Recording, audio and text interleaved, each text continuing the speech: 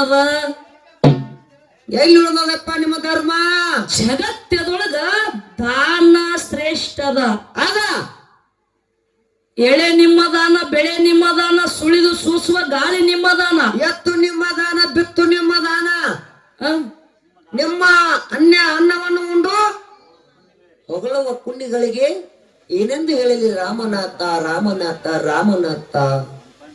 ಜಗತ್ತದೊಳಗ ಎಲ್ಲಾ ನಮಗ ದಾನವಾಗಿ ಕೊಟ್ಟಿದ್ದದ. ಭಗವಂತ ನೀರು ಕೊಟ್ಟಾನ, ಗಾಳಿ ಕೊಟ್ಟಾನ, ಎಲ್ಲ ಕೊಟ್ಟಾನ. ಇವು ಎಲ್ಲ ನಮಗ ದಾನವಾಗಿ ಕೊಟ್ಟಿದ್ದದ. ಅದಕ್ಕ ಹೇಳುದದ ಜಗತ್ತದೊಳಗ ದಾನ ಶ್ರೇಷ್ಠ ಅದ. ದಾನ ಶ್ರೇಷ್ಠ ಅದ. ದಾನ ಮಾಡಿ ಹೋದ್ರೆ ಯಾರು? ಯಾರಪ್ಪ ಅವರು? ಬಂಡಿಗನಿ ಅವರು. ಯಾರು? ಬಂಡಿಗನಿ ಬಸವಗೋಪಾಲ್ ಅವರು. ಅವ್ರಿಗೆ ಏನಂದ್ರು? ಚಕ್ರವರ್ತಿ ಅನ್ನ ದಾನೇಶ್ವರರು ಅಂದ್ರು. ಚಕ್ರವರ್ತಿ ಅಂದ್ರ ಅವರಿಗೆ. ಜಗತ್ತದೊಳಗ ಅವರಂತ ಅನ್ನ ದಾಸೋಹ ಮಾಡಿಲ್ಲ, ಇನ್ನು ಯಾರು ಮಾಡಲ್ಲ. ಬಂಡಿಗನಿ ಅವ್ರಂಗ ಈಗ ಶಿವಸೇನ 9 ದಿವಸ ಅನ್ನ ದಾಸೋಹ ಅದ. ಅವ್ರಂಗ ಅನ್ನದಾನ ಯಾರು ಮಾಡಿಲ್ಲತ್ತ, ಮಾಡಂಗೂ ಇಲ್ಲ. ಆಗುದಿಲ್ಲ, ಆಗುದಿಲ್ಲ. ಚಕ್ರವರ್ತಿ ಅನ್ನದಾಸೋಹ ಅನ್ಬೇಕಾದ್ರೆ ಸುಮ್ಮ ಸರಳ ಅನ್ನಂಗಿಲ್ಲ. ಹೌದಿಲ್ಲ? ಆ ಶ್ರೀಶೈಲಕ್ಕ ಎಷ್ಟು ದಿನ ನಡ್ಕೋತ ಹೋದ್ರು ಜನ? 13 ದಿವಸ ರೀ. 13 ದಿನ ಹೋದವ್ರದಾರ, 15 ದಿನ ಹೋದವ್ರದಾರ. 500 ಕಿಲೋಮೀಟರ್, 1000 ಕಿಲೋಮೀಟರ್ ಗಂಟ್ಲೆ ನಡ್ಕೋತ ಶ್ರೀಶೈಲಕ್ಕೆ ಹೋಗಿ ಮುಟ್ಟ್ಯಾರ. ಹೌದಿಲ್ಲ? ಹೌದು. ಆ ದಾರಿಗಿನೇ ನೀರು ದಾನ ಮಾಡಿದವ್ರದಾರ, ಅದಾರಪ್ಪ. ಅನ್ನ ದಾನ ಮಾಡಿದವ್ರದಾರ, ಅದಾರಿ. ಆ ಕಡ್ಲಿ ದಾನ ಮಾಡಿದವ್ರದಾರ, ಶೇಂಗಾ ದಾನ ಮಾಡಿದವ್ರದಾರ, ಅದಾರಿ, ಅದಾರ. ಅರಬಿ ದಾನ ಮಾಡಿದವ್ರದಾರ. ಅಲ್ಲಿ ಧರ್ಮವಂತರು ಯಾರು ಅದಾರನು? ಇಲ್ಲ. ದಾನ ಮಾಡಿಂದನ ಹೆಸರು ಏನು ಬತ್ತು? ಧರ್ಮವಂತರು. ಮೊದಲು ಮಾಡ್ಬೇಕ್ರಿ. ಹೌದ್. ಮೊದಲು ಹಿಂಗಾಗಬೇಕು, ಆಮೇಲೆ ಹಿಂಗಾಗಬೇಕು. ಹಿಂಗ ಮಾಡಿದ್ರೆ ಹಿಂಗಂತಾರ. ನೀ ದಾನ ಮಾಡಿದ್ರೆ ಆ ನಂತರ ಆಶೀರ್ವಾದ. ನೀ ಧರ್ಮವಂತರಿಯಪ್ಪ. ಅಜ್ಜಾರವ ಯಾನ್ರಿ ಕಾಣಿಕೆ ಕೊಟ್ರನ ಅಜ್ಜರ ತೆಲಿನಾಗ ಕೈ ಇಟ್ಟು ಆಶೀರ್ವಾದ ಮಾಡ್ತಾರ. ಅದಕ್ಕೆ ಹೇಳುದಾದ್ರೆ ಭಗವಂತ, ಇಲ್ಲಾಂದ್ರ ಹಾಳಾಗಿ ಹೋಗ ಮಗನ ಅಂತಾರ. ನೀ ದಾನ ಕೊಟ್ಟರೆ ನಿನ್ಗೆ ಆಶೀರ್ವಾದ ಒಳ್ಳೇದು ಮಾಡ್ತಾರ. ಕೊಡ್ಲಿಕ್ಕೆ ಕೆಟ್ಟದ ಆಶೀರ್ವಾದ ಮಾಡ್ತಾರ. ಹೋಗ ಮಗನ ನೀ ಹಿಂಗ ಅಂದ ಬಿಡ್ತಾರ. ಹಿಂಗದ ಜಗತ್ತದೊಳಗ ನನ್ನ ದಾನದ ಪ್ರಭಾವ ಬಹಳ ಅದತ್ತ ನಮ್ಮ ಅಣ್ಣವ್ರು ಹೇಳಿ ಹೇಳುತ್ತಾ ಆ ದೃಷ್ಟಾಂತ ಕೊಟ್ಕೊತ ಹೋರ ಹಂಗೆ ಬಹಳ ಬರ್ತಾವು. ಹೌದ್ರಿ. ಇನ್ನು ಬಹಳ ಮಾತಾಡ ದೈವಿಕ ಬ್ಯಾಸರವಂತ ವಿಶೇಷ ಇಲ್ಲ. ಯಾಕಂದ್ರ ಇನ್ನೊಂದು ದೃಷ್ಟಾಂತ ಕೊಡುದ. ಯಾಕಂದ್ರ ಒಂದೊಂದೇ ಕೊಟ್ಕೊತ ಹೋಗೋದಂಗ ಆಗಬಾರ್ದು. ಬಿಡ್ಬೇಡ್ರಿ ನೀವು. ಹೆಂಗ ದಾನ ಶ್ರೇಷ್ಠದ ಹೆಂಗ್ರಿ ಅದು? ಒಂದು ಮಾತು ಹೇಳೋದದ ಎಲ್ಲರಿಗೆ ಅರ್ಥ ಆಗುವಂಗ. ಯಾನ್ರಿ ಅದು ಮಾತ? ಪರಸು ಏನ್ರಿ ಕೊರ? ಬೇಡರ ಕಣ್ಣಪ್ಪ ಆಗಿ ಹೋದ. ಹೋಗ್ಯಾರಲ್ರಿ. ಬೇಡರ ಕಣ್ಣಪ್ಪ ಅವನ ಬಲ್ಲಿ ಏನು ದರ್ಬೆ ಇದ್ದಿದ್ದಿಲ್ಲ, ಯಾನ್ ಬಿ ಇಲ್ಲ. ಬೇಡರ ಕಣ್ಣಪ್ಪ ಹೆಂಗಿದ್ದ? ಹೆಂಗ್ರಿ ಅದು? ಸುಮ್ಮ ತನಗ ಏನ ಮನುಷ್ಯಗೆ ಬರ್ತಿತ್ತು, ಬ್ಯಾಟಿ ಆಡ್ಲಕ್ ಹೋಗ್ತಿದ್ದ. ತನ್ನ ಮನುಷ್ಯಗೆ ಏನು ಬರುವಂತ ಪ್ರಾಣಿ ಹೊಡಿತಿದ್ದ. ಅವತ್ತಿಂದ ಊಟದ ಆಯ್ತಾ ತಿಳ್ಕೊಂಡು ಸುಮ್ಮಿರ್ತಿದ್ದ. ದಿವ್ಸ ಬ್ಯಾಟಿ ಆಡೋದು, ಅದನ್ನೇ ತಿನ್ನೋದು. ಅವ ಯಾವ ಧರ್ಮವಂತ ಇದ್ದಿದ್ದಿಲ್ಲ, ಯಾವ ಗುರುವಿನ ಭಕ್ತ ಇದ್ದಿದ್ದಿಲ್ಲ, ಏನು ಒಟ್ಟೆ ಅವಾಗ ಯಾವಾಗ ತಿಳಿವಾಗ ಇದ್ದಿದ್ದಿಲ್ಲ. ಹಂಗ ವಿಚಾರ ಮಾಡ್ತಿದ್ದ.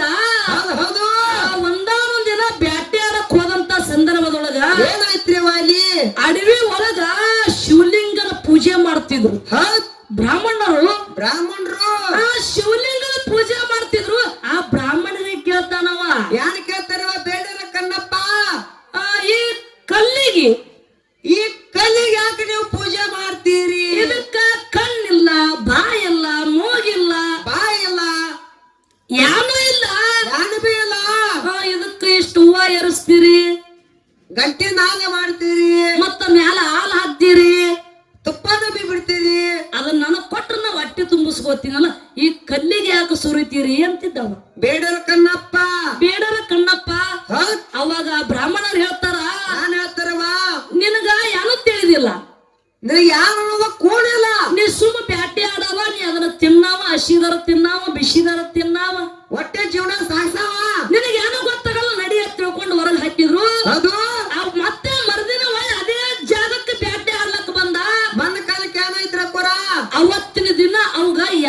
ಸಿಗಲಿಲ್ಲ. ಯಾನು ಬೇಟೆ ಆಡ್ಲಕ್ಕ ಯಾನು ಸಿಗಲಿಲ್ಲ. ಅವಾಗ ದುಃಖ ಮಾಡ್ಕೊತ ಶಿವಲಿಂಗದ ಮುಂದೆ ತಲೆ ಕೊಟ್ಟು ಮಲ್ಕೊಂಡ. ಯಾಕೆ ಮಲ್ಕೊಂಡ? ಯಾಕ್ರಿ ಅವತ್ತು ಇವತ್ತು ಏನು ಸಿಗ್ಲಿಲ್ಲ, ನನ್ನ ಹೊಟ್ಟೆ ಉಪವಾಸ ಅದ ಅಂತ ಮಲ್ಕೊಂಡ. ಹೌದು ಹೌದು. ಅವಾಗ ಮಣ್ಕೊಂಡ ಒಂದ ಮಲ ಓಡೋಡಿ ಅವನ್ನ ಎದಿ ಮೇಲೆ ಬಂದು ಆಡ್ಲಕತ್ತು. ಯಾರು ಬೇಡರ್ ಕಣ್ಣಪ್ಪನ ಎದಿ ಮೇಲೆ ಆಡ್ಲಕತ್ತು. ಹೌದು. ಅವಾಗ ಆ ಬೇಡರ ಕಣ್ಣಪ್ಪ ಅದನ್ನ ಒಡದು ಹೇಳ್ತಾನ, ಯಾನ್ ಹೇಳ್ತಾನವ, ಇಲ್ಲಿಗೆ ತಲೆ ಕೊಟ್ಟು ಮಲ್ಕೊಂಡೀನಿ, ಇದಕ್ಕ ತಲೆ ಕೊಟ್ಟು ಮಲ್ಕೊಂಡೀನಿ, ಈ ಕಲ್ಲಿಗೆ ತಲೆ ಕೊಟ್ಟು ಮಲ್ಕೊಂಡೀನಿ. ಹೌದು. ಇಲ್ಲಿಗೆ ಬಂದು ಮಲ ಸಿಕ್ಕದಂದ್ರ ನಿನಗ ಅರ್ಧ ನನಗ ಅರ್ಧ ಅಂದವ. ಅಪ್ಪನ ಅಂದೇವ. ಶಿವಲಿಂಗಕ್ಕೆ ಅರ್ಧ ಮಗದ ತಾರ ತಗೊಂಡ್ ಹೋಯ್ದ. ಹೌದು. ಹಿಂಗ ಪ್ರತಿನಿತ್ಯ ಅವನ್ನ ಭಾವ ಬದಲಾಯಿಸ್ಬೇಕಂತ ತಿಳ್ಕೊಂಡು ಪರಮಾತ್ಮ ಏನ್ ಮಾಡ್ಲಕತ್ತ, ಇವನ್ ಪರೀಕ್ಷೆ ಮಾಡ್ಲಕತ್ತ. ಹೌದ್ರಿ. ಇವಳ ಕಡೆ ಯಾವ್ದೋ ತರ ಬಿದ್ದಿದ್ದಿಲ್ಲ.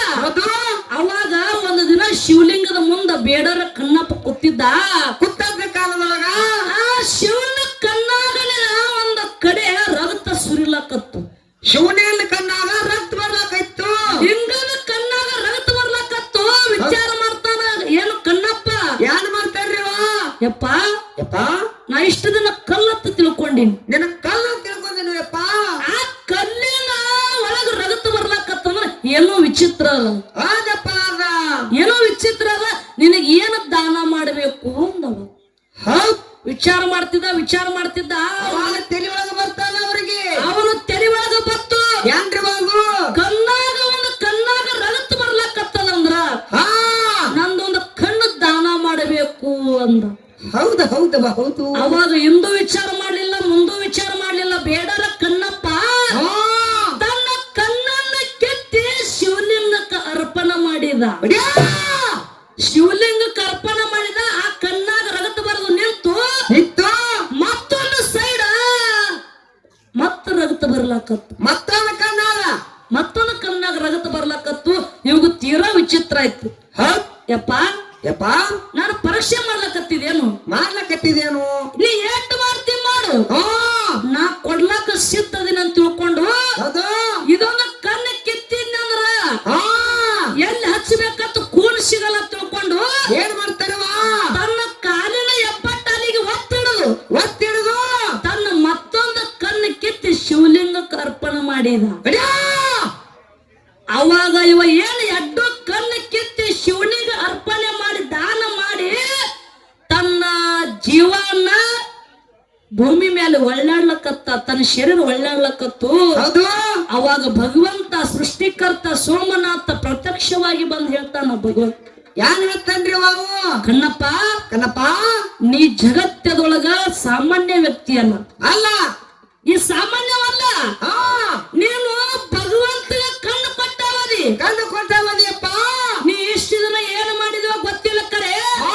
ನೀ ಶಿವನಿಗೆ ಭಗವಂತನ ಕಣ್ಣು ಕೊಟ್ಟಿಯಪ್ಪ. ಇನ್ನು ಮುಂದಿಂದ ನೀನು ಬೇಡರ ಕಣ್ಣಪ್ಪ ಆಗಿ ಮೆರೆಯ ಮಾಡಿ. ಹೌದು. ಶಿವನಿಗೆ ಕಣ್ಣು ದಾನ ಮಾಡಿದವ್ರ ಮಾಡ್ಯಾರ. ಶಿವನಿಗೆ ಜೀವ ದಾನ ಮಾಡಿದವ್ರ. ಹೌದು. ಅವಾಗ ಬೇಡರ ಕಣ್ಣಪ್ಪ ದಾನ ಮಾಡಿ ಮುಂದ ಧರ್ಮವಂತ ಆಗಿ ಮೆರೆದಾನ.